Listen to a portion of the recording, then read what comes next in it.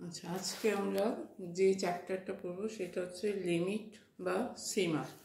আচ্ছা, প্রথমে আমরা কতগুলো জিনিস জানবো। প্রথমে জানবো সন্নিহিত অঞ্চল বা সন্নিহিত অঞ্চলে ইংরেজি হচ্ছে নেবারহুড। আমরা একটা আর এর সেট, আর মানে কি সমস্ত বাস্তব সংখ্যার সেট। আর সমান হচ্ছে বাস্তব সংখ্যার সেট। সেই আর এর মধ্যে একটা পয়েন্ট নিলাম সি। সি বিলংস টু আর, মানে আর এর একটা পয়েন্ট হচ্ছে সি, মানে সিটা একটা বাস্তব সংখ্যা।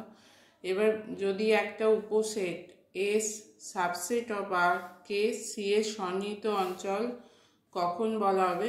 যদি এমন একটি মুক্ত অন্তরাল এ বির অস্তিত্ব থাকে, তাহলে সেটা যাতে C belongs to a open interval বা মুক্ত অন্তরাল সাবসেট অফ এস হয়। মানে এখানে আর একটা বাস্তব সংখ্যার সেট, তার মধ্যে একটা পয়েন্ট সি, আর এর সাবসেট হচ্ছে এস। এই এসকে সন্নিহিত অঞ্চল বলা হবে যদি এস এর মধ্যে একটা ওপেন ইন্টারভাল এ বি থাকে, যেটা সাবসেট অফ এস হবে এবং যার মধ্যে সি বিন্দুটা থাকবে। মানে সিটা এই এস এর মধ্যে, এটা এস এর মধ্যে আছে, তো এর মধ্যে একটা ওপেন ইন্টারভাল থাকবে সিকে কেন্দ্র করে, যার নাম হচ্ছে এ কমা বি। সেটা এস এর সাবসেট হবে এবং সিটা এ বির ওপেন ইন্টারভালের মধ্যে মুক্ত অন্তরালের মধ্যে থাকবে। আচ্ছা, এরপর আসছে ডিলিটেড ডেল্টা সন্নিহিত অঞ্চল। আমি যদি এ বির জায়গায় আমরা যদি এখানে হচ্ছে পয়েন্টটা সি, তার ওপেন ইন্টারভাল যদি আমি এ বি না লিখে সি মাইনাস এই পয়েন্ট দিয়েই লিখি C minus delta C plus delta, তাহলে সেই ওপেন ইন্টারভালটাকে বলা হচ্ছে ডেল্টা সন্নিহিত অঞ্চল।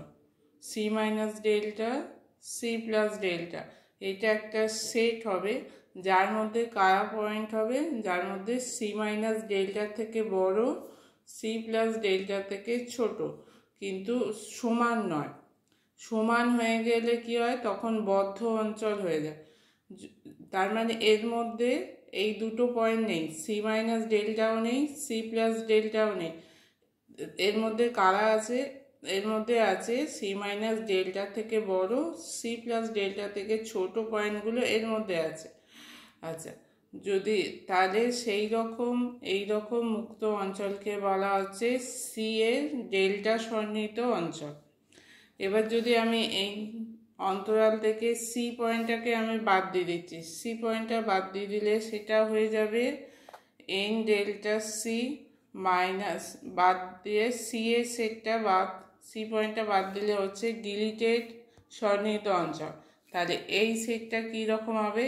এন ডেল্টা সি হচ্ছে সি বাদ, সেখানে এন ডেল্টা ড্যাশ সি হিসেবে লেখা যায়। এই সেটটাকে আমরা লিখছি এন ডেল্টা ড্যাশ সি, মানে ডিলিটেড সন্নিহিত অঞ্চল। সেখানে সিটা বাদ যাচ্ছে, সেক্ষেত্রে কী রকম হবে? এন ডেল্টা ড্যাশ সিটা হবে সি মাইনাস ডেল্টা থেকে সি এর আগে পর্যন্ত, এটা একটা হবে তার ইউনিয়ন, এটা একটা সেট তার ইউনিয়ন, আবার সি এর পর থেকে সি প্লাস ডেল্টা পর্যন্ত এর ইউনিয়ন। এই দুটো সেটের ইউনিয়ন হচ্ছে এন ডেল্টা ড্যাশ সি, মানে ডিলিটেড সন্নিহিত অঞ্চল। আচ্ছা, এর মধ্যে কারা থাকবে? সিটা থাকছে না, সিটা বাইরে থাকছে, তাহলে সি মাইনাস ডেল্টা থেকে সি, তার মানে এই সেটটা কীরকম হবে? এক্স এর সেট হবে, যেটা সি মাইনাস ডেল্টার থেকে বড় আর সি এর থেকে ছোট। তার মানে এই ওপেন ইন্টারভালে সি মাইনাস ডেল্টাও থাকছে না আর সিও থাকছে না, সি মাইনাস ডেল্টার থেকে বড় আর সি এর থেকে ছোট, ইউনিয়ন। এটাও একইভাবে কাদের সেট হবে? X C less than X less than C plus delta, মানে সি এর থেকে বড় পয়েন্ট, সি এর থেকে বড় পয়েন্ট কি আর সি প্লাস ডেল্টার থেকে ছোট পয়েন্ট, এটা হচ্ছে ওপেন ইন্টারভাল। তাহলে এই দুটোর ইউনিয়নকে বলা হচ্ছে এন ডেল্টা ড্যাশ সি বা ডিলিটেড সন্নিহিত অঞ্চল। এরপর আসছে চলের সীমা। Limit of a variable. আমরা জানি এক্সটাকে আমরা সাধারণত চল হিসেবে ধরি, এখানে একটা দুইটা ধরে নিলাম ধ্রুবক বা ধ্রুবক রিয়েল নাম্বার বাস্তব সংখ্যা।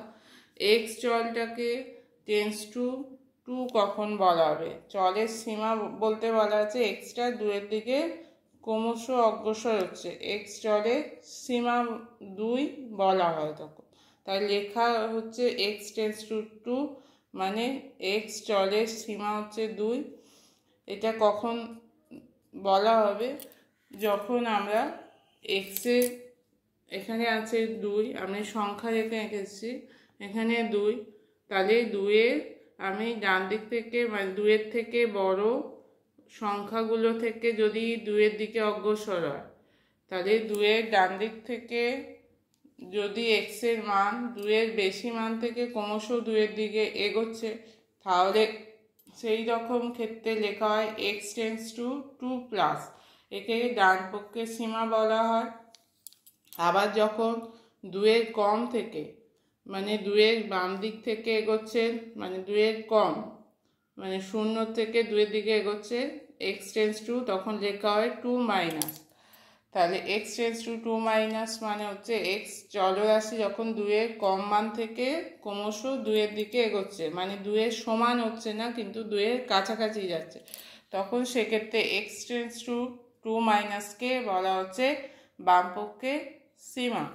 তাহলে এই দুটো সীমার যখন অস্তিত্ব থাকবে তখনই বলা হবে এক্স টেন্স টু 2, অর্থাৎ এক্স চলের সীমা তখন 2 বলা হবে, মানে বাম দিক থেকে এগোলেও 2-এর দিকে যাবে, ডান দিক থেকে এগোলেও 2-এর দিকে যাবে। যদি এই দুটো অস্তিত্ব থাকে তখন বলা হবে এক্স চলের সীমা হচ্ছে 2 বা এক্স টেন্স টু 2। তাহলে এক্স টেন্স টু 2 কথাটির অর্থ কী হলো?